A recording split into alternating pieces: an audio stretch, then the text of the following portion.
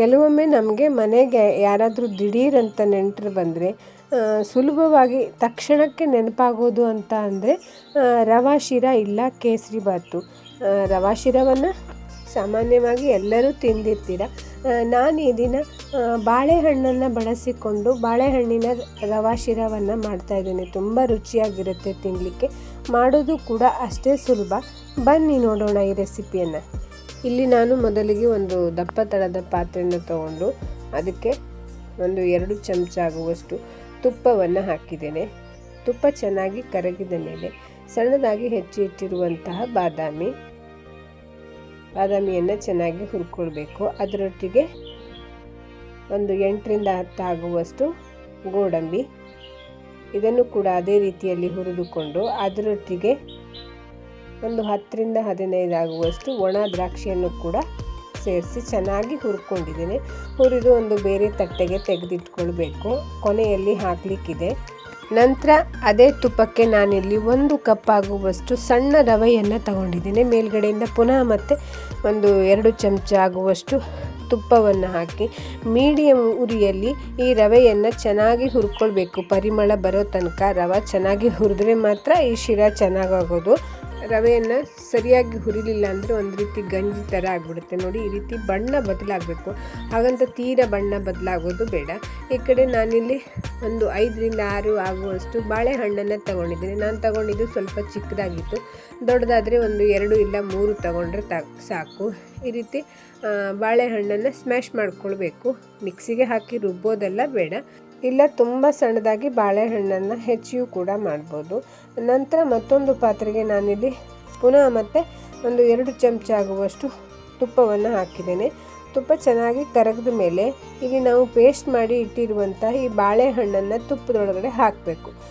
ಒಂದು 2ರಿಂದ 3 ನಿಮಿಷ ಈ ಬಾಳೆಹಣ್ಣಿನ ಪೇಸ್ಟನ್ನು ಹುರ್ಕೊಳ್ಬೇಕಾಗತ್ತೆ, ಹಸಿ ವಾಸನೆ ಹೋಗೋ ತನಕ. ಅದಾದಮೇಲೆ ನಾನಿಲ್ಲಿ 1 ಕಪ್ ರವೆ ಅಳತೆಗೆ 1/4 ಕಪ್ ಆಗುವಷ್ಟು ಇಲ್ಲ 1.5 ಕಪ್ ಆಗುವಷ್ಟು ನೀರನ್ನು ಹಾಕ್ತಾ ಇದ್ದೇನೆ. ನೀರು ಸ್ವಲ್ಪ ಬಿಸಿ ಮಾಡಿ ಹಾಕಿದ್ರೆ ಬೇಗನೆ ಆಗುತ್ತೆ. ಈ ನೀರು ಕುದೀತಾ ಇದ್ದಾಗೆ ಇದಕ್ಕೆ ಒಂದು ಅರ್ಧ ಚಮಚ ಆಗುವಷ್ಟು ಉಪ್ಪನ್ನು ಹಾಕಿದ್ದೇನೆ. ಯಾವುದೇ ಸಿಹಿ ತಿಂಡಿಯನ್ನು ಮಾಡಿದ್ರೆ ಉಪ್ಪನ್ನು ಬಳಸಿ, ರುಚಿ ಹೆಚ್ಚಾಗಿರುತ್ತೆ. ಕುದೀತಾ ಇರುವಂತಹ ಈ ನೀರಿಗೆ ಹುರಿದು ಇಟ್ಟಿರುವಂತಹ ರವೆಯನ್ನು ಸ್ವಲ್ಪ ಸ್ವಲ್ಪವಾಗಿ ಹಾಕ್ತಾ ಹೋಗಿ. ರವೆ ಹುರಿದಿರೋದು ಚೆನ್ನಾಗಾದರೆ ಗಂಟುಗಳೆಲ್ಲ ಆಗಲ್ಲ. ನಿಧಾನವಾಗಿ ರವೆಯನ್ನು ಹಾಕ್ತಾ ನೀರು ಆರೋ ತನಕ ಸೌಟನ್ನು ತಿರುಗಿಸ್ತಾ ಇರಬೇಕು. ಒಂದು 2 ನಿಮಿಷಕ್ಕೆಲ್ಲ ನೀರನ್ನು ಹೀರಿಕೊಂಡು ರವೆ ಚೆನ್ನಾಗಿ ಬೆಂದಿರುತ್ತೆ ನೋಡಿ. ನಂತರ ಇದಕ್ಕೆ ನಾನಿಲ್ಲಿ 1 ಕಪ್ ರವೆಗೆ ಅರ್ಧ ಕಪ್ನಂತೆ ಸಕ್ಕರೆಯನ್ನು ಹಾಕಿದ್ದೇನೆ. ನಿಮಗೆ ಸಿಹಿ ಹೆಚ್ಚು ಬೇಕಿದ್ದರೆ ಒಂದು 3/4 ಕಪ್ ಆಗುವಷ್ಟು ಹಾಕ್ಕೊಳ್ಬೋದು. ತುಂಬ ಸಿಹಿ ಆಗಿಬಿಡುತ್ತೆ. ಅರ್ಧ ಕಪ್ ಸಕ್ಕರೆ ಸಾಕು ಇದಕ್ಕೆ. ಸಕ್ಕರೆ ಹಾಕಿದ ಮೇಲೆ ನೀರು ಬಿಟ್ಕೊಳುತ್ತೆ. ಮತ್ತು ಪುನಃ ಇದೇ ರೀತಿ ತಿರುಗಿಸ್ತಾ ಇರಬೇಕು ನೀರು ಆರೋ ತನಕ. ಬೇಗನೆ ಇದು ಗಟ್ಟಿ ಆಗುತ್ತೆ. ರವೆಯನ್ನು ಹುರಿಯೋದಕ್ಕೆ ಸ್ವಲ್ಪ ಟೈಮ್ ಬೇಕು, ಬಿಟ್ಟರೆ ಉಳಿದಿರೋದೆಲ್ಲ ಬೇಗನೆ ಆಗುತ್ತೆ ಇದು. ಪುನಃ ಮತ್ತೆ ಒಂದು 2 ಚಮಚ ಆಗುವಷ್ಟು ತುಪ್ಪವನ್ನು ಹಾಕಿ 1/4 ಚಮಚ ಏಲಕ್ಕಿ ಪುಡಿ, ಹಾಗೆ ಹಾಲಿನಲ್ಲಿ ನೆನೆಸಿ ಇಟ್ಟಿರುವಂತಹ ಕೇಸರಿ, ಮುಂಚೆನೇ ಹುರಿದು ಇಟ್ಟಿರುವಂಥ ಡ್ರೈ ಫ್ರೂಟ್ಸನ್ನು ಕೂಡ ಅದರೊಟ್ಟಿಗೆ ಸೇರಿಸಿ ಪುನಃ ಮತ್ತೆ ಚೆನ್ನಾಗಿ ಮಿಕ್ಸ್ ಮಾಡ್ಕೊಳ್ಳಿ. ರೀತಿಯಲ್ಲಿ ನೋಡಿ, ಪಾತ್ರೆಯನ್ನು ಬಿಟ್ಕೊಂಡಿದೆ, ಅಂಟ್ಕೊಳ್ತಾ ಇಲ್ಲ. ರವೆಯನ್ನು ಬಳಸಿಕೊಂಡು ಯಾವುದೇ ಸಿಹಿ ತಿಂಡಿಯನ್ನು ಮಾಡೋದಾದರೂ ಕೂಡ ಅದು ರವೆಯನ್ನು ಹುರಿಯೋದ್ರಲ್ಲೇ ಇರೋದು. ಹುರಿಯೋದು ಸ್ವಲ್ಪ ಹೆಚ್ಚು ಕಡಿಮೆ ಆದರೆ ಅಷ್ಟೊಂದು ಚೆನ್ನಾಗಿ ಬರಲ್ಲ. ನೋಡಿ, ರುಚಿಕರವಾದಂಥ ಬಾಳೆಹಣ್ಣಿನ ಶಿರಾ ರೆಡಿಯಾಗಿದೆ.